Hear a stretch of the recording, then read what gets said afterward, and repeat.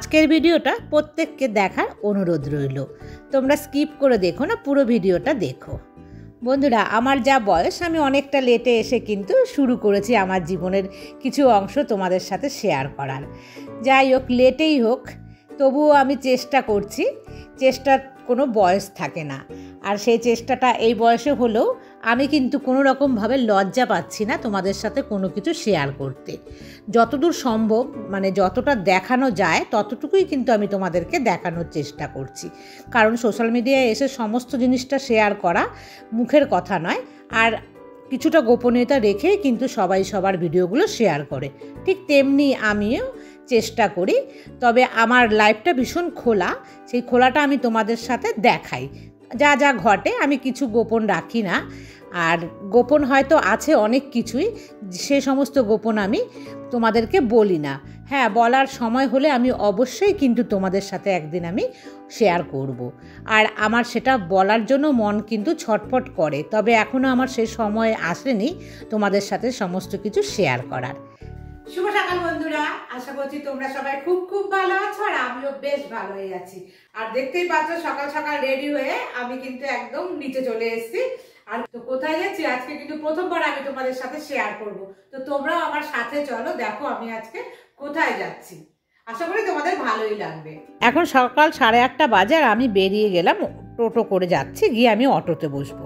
তো অটোতে খুব ভালো করে লক্ষ্য করে, সামনে একজন অটো চালক, এই যে গ্রে কালারের চেক চেক শার্ট পরা, এ হচ্ছে অটো চালক। তো আমি বলছি সে আমার সাথে কি ধরনের ব্যবহার করেছে।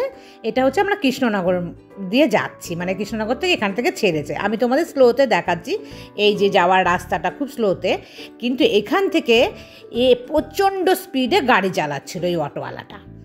আর ঠিক এই দেখো, এই জায়গাটাতে আমাদের এখানে একটা স্ট্যাচু মতন আছে, সেখান দিয়েও ভীষণ রাফলি চালাচ্ছিল। তো কি ঘটেছে ঘটনাটা বলছি, তার আগে তোমাদেরকে দেখাচ্ছি আমার হাজব্যান্ডের হেডকোয়ার্টার কিন্তু এটা বিএসএফ হেডকোয়ার্টার, জানো তো, আমার বাড়ির কিন্তু খুব কাছেই, তবে ও এখানে থাকে না। আর এখানে দেখো আমাদের হচ্ছে ইঞ্জিনিয়ারিং কলেজ, এই যে একদম খুবই কাছে আমার বাড়ি থেকে, কৃষ্ণনগরের।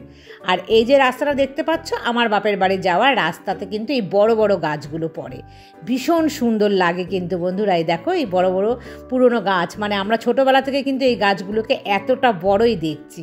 এই জায়গা দিয়ে যখন যাই না, ভীষণ একটা কি বলবো জানো তো, এত ভালো লাগা ফিল করে। আমার ছোটোবেলা মনে পড়ে, এই রাস্তাটা দিয়ে আমার বাবা সাইকেলে করে আমাদেরকে নিয়ে যেত মেলা দেখাতে। চড়কের মেলা হয় এখানে, একটা জায়গা আছে, তো সেখানে নিয়ে আসতো।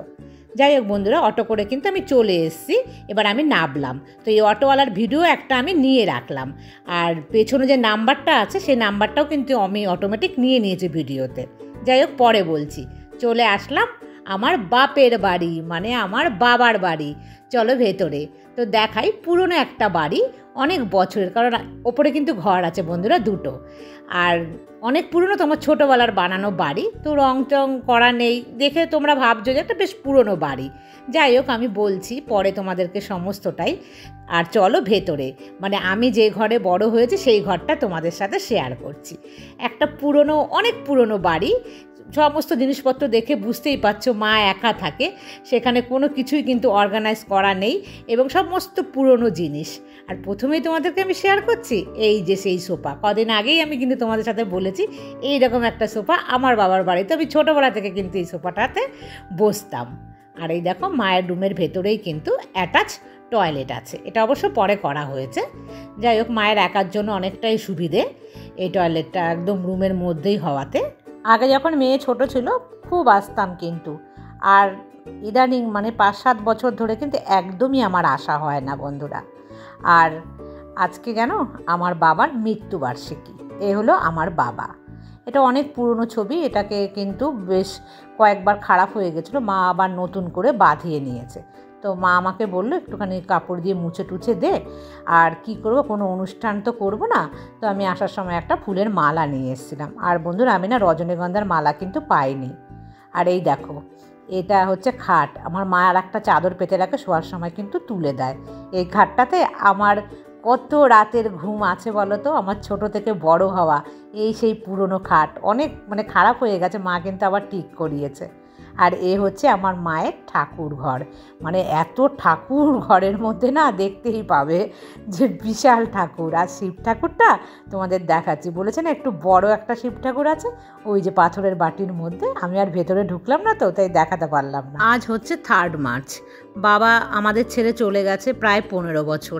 আমার মেয়ের যখন 3 বছর বয়স তখন কিন্তু আমার বাবা চলে গেছে। তো দেখতে দেখতে অনেকগুলো বছর হয়ে গেছে। বাবাকে মিস করি। বাবাকে আমি বাবু বলে ডাকতাম। বাবু আর আমি কিন্তু চেহারায় আমাদের অনেক মিল। এখন আমি মোটা হয়ে গেছি। আমার বাবু কিন্তু সুগারের জন্য মানে হাই সুগার পেশেন্ট ছিলেন, তা সে কারণে আমার বাবুর শরীরটা কিন্তু খারাপ হয়ে গিয়েছিল লাস্টের বয়সকালে। আর এই দেখো মা মেয়ে আমরা কিন্তু সেম কালার টাইপেরই কিন্তু জামা কাপড় পরেছি। আজ কোথায় যাচ্ছি বলো তো দুজনা মিলে? আজ দুজনা মিলে যাব একটু মন্দিরে প্রসাদ খেতে। মাকে আর ঝামেলা দিলাম যে রান্না বান্না করে। অন্যান্য বছর কি হয় জানো তো, বাবার কিন্তু মৃত্যুবার্ষিকী আমরা বাড়িতেই পালন করি। মা রান্না বান্না করে ঠাকুর কাছে ভোগ দেয়।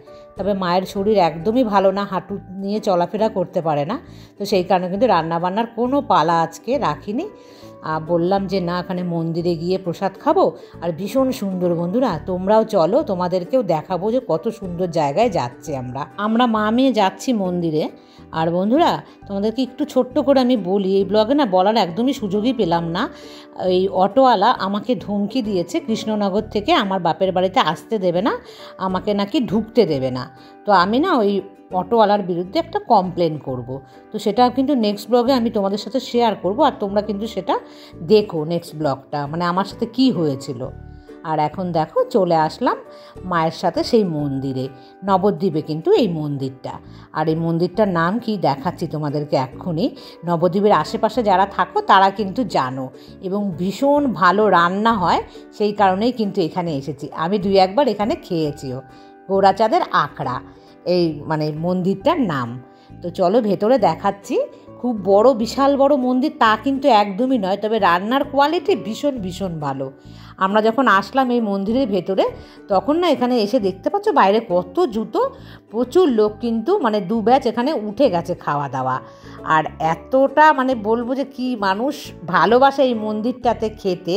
আগে কিন্তু এখানে অনেক রকম বাড়ি আছে, মহাপ্রভুর বাড়ি আছে, গোবিন্দ বাড়ি আছে, রাধারানীর মন্দির আছে, সেখানে কিন্তু সবাই প্রসাদ খেত। কিন্তু যবে থেকে এই মন্দিরটা আবিষ্কার হয়েছে তবে থেকে কিন্তু এইখানে রান্না মানে বেশি লোক এখানেই খেতে আসে। আর দেখো কত রকম আইটেম রেখেছে, মানে অনেক আইটেম। আমি তোমাদের সাথে শেয়ার করব সেই আইটেমগুলো সমস্ত। আর এখন দুপুরবেলা তো ভোগ হয়ে যাওয়ার পর মন্দিরে কিন্তু ভগবান ঘুমোচ্ছে। আর দেখো এই যে এগুলো বাটা বলে, এগুলো কিন্তু সমস্ত লোকে নিয়ে যাবে, যারা যারা পয়সা দিয়ে বুক করেছে তাদের জন্য। ওখানে পোলাও দেখেছো, এখানে কিন্তু এটা হচ্ছে শুক্তো। আর এই দেখো মা তো মাটিতে বসতে পারে না, টেবিলের কিন্তু ব্যবস্থা আছে। আমি রিকোয়েস্ট করলাম আমি বসতে পারবো, তখন বললো যে আচ্ছা বসুন। তো আমিও বসে গেছি, না হলে কিন্তু আমি নিচেই বসতাম। এই দেখো কচুর শাক চলে এসছে, কচুর শাকটা ভীষণ টেস্টি। তারপরে দেখো শুক্তো, বড় বড় বরবটি। আর এই দেখো কত লোক কিন্তু মাটিতে বসে খাচ্ছে। যদি আমাকে বসতে না দিত তাহলে কিন্তু আমিও মাটিতে গিয়ে বসতাম। তারপর ছিল ভেজ ডাল, তার সাথে দেখো চিপস, মানে ভীষণ টেস্টি খাবার। আর এটা হলো মোচার মধ্যে দেখো বড় বড় কিশমিশও দিয়েছে।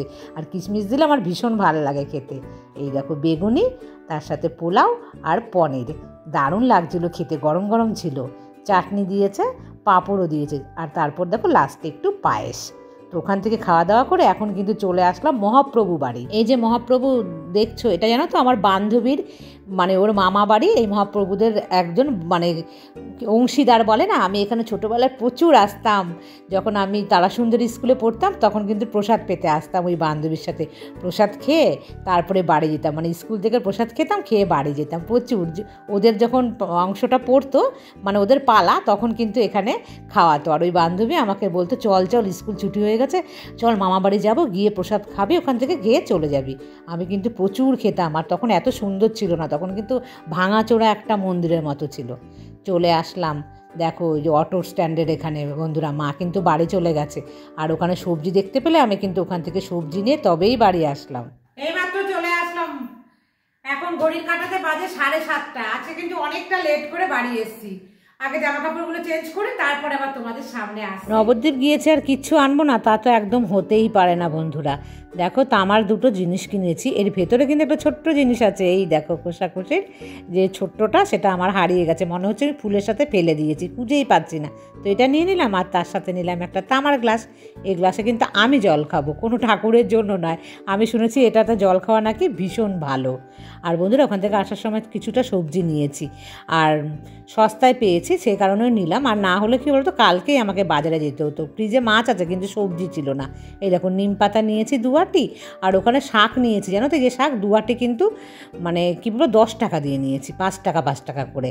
আর ভেন্ডি নিয়েছি, পটল নিয়েছি, আর বেগুন নিয়েছি। তো এই হলো আজকের সারাদিনের পাঁচালি আমার। তো আজকের মতন এই পর্যন্তই রাখছি, আবার দেখা হবে নেক্সট ব্লগে। টাটা।